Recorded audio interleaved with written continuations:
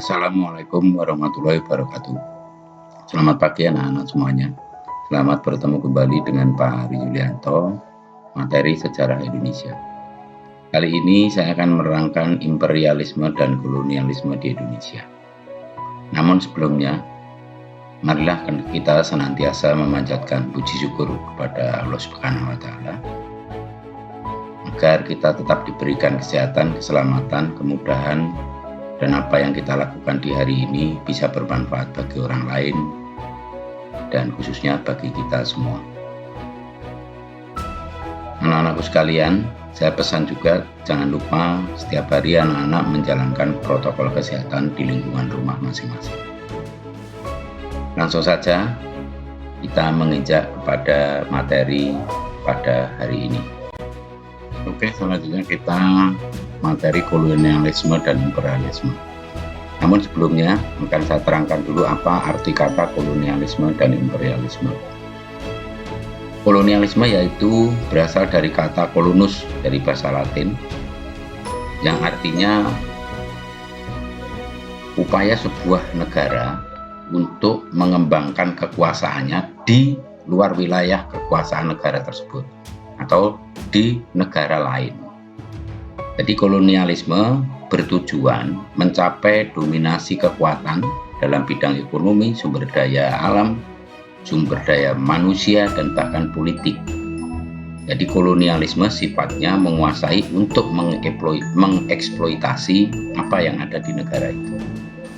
Sedangkan imperialisme berasal dari kata imperium atau tanah kekuasaan. Berasal dari kata bahasa Latin yang berarti kekuasaan tertinggi, kedaulatan, atau sekedar kekuasaan. Jadi imperialisme merupakan kebijakan atau ideologi untuk memperluas kekuasaan atas negara lain.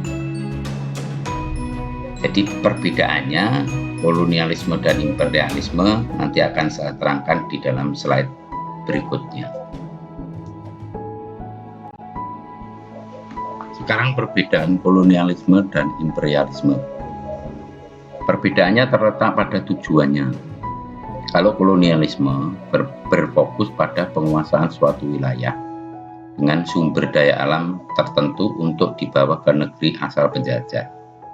Jadi lebih mengeksploitasi apa yang ada di wilayah tersebut secara ekonomi, sumber daya alam, dan manusianya bahkan. Sementara imperialisme berfokus dalam penguasaan politik dan pemerintahan negara yang lain untuk memiliki pengaruh terhadap negara tersebut. Jadi mereka ideologi yang dipakai khususnya 3G yang glory menguasai, memperluas daerah kekuasaan. Itu sedikit perbedaan antara kolonialisme dan imperialisme. Selanjutnya saya terangkan mengenai latar belakang kolonialisme dan imperialisme di Indonesia. Hal tersebut, bangsa Eropa sudah melakukan kegiatan itu sejak abad ke-15 di seluruh wilayah dunia ini. Akhirnya sampai ke wilayah Nusantara atau Indonesia. Pada saat itu, latar belakang bangsa Eropa melakukan kegiatan kolonialisme dan imperialisme dilatar belakangi oleh beberapa sebab. Di antaranya jatuhnya Konstantinopel, yang selanjutnya Turki Utsmani menutup jalur perdagangan darat di kawasan Laut Tengah. Selain hal tersebut, dikarenakan merosotnya ekonomi perdagangan bangsa Eropa dan serta terjadinya revolusi industri di kawasan Eropa. Mereka semakin berambisi menguasai berbagai negara untuk keuntungan ekonomi dan kejayaan politik mereka, terutama di wilayah-wilayah seperti Indonesia, karena memang Indonesia memiliki penghasil rempah-rempah seperti lada, cengkeh, pala, dan lain-lain. Rempah-rempah yang dihasilkan di Indonesia mendorong mereka untuk melakukan kolonialisme dan imperialisme terhadap wilayah Indonesia. Inilah latar belakang mengapa kolonialisme dan imperialisme bangsa Barat masuk ke Indonesia.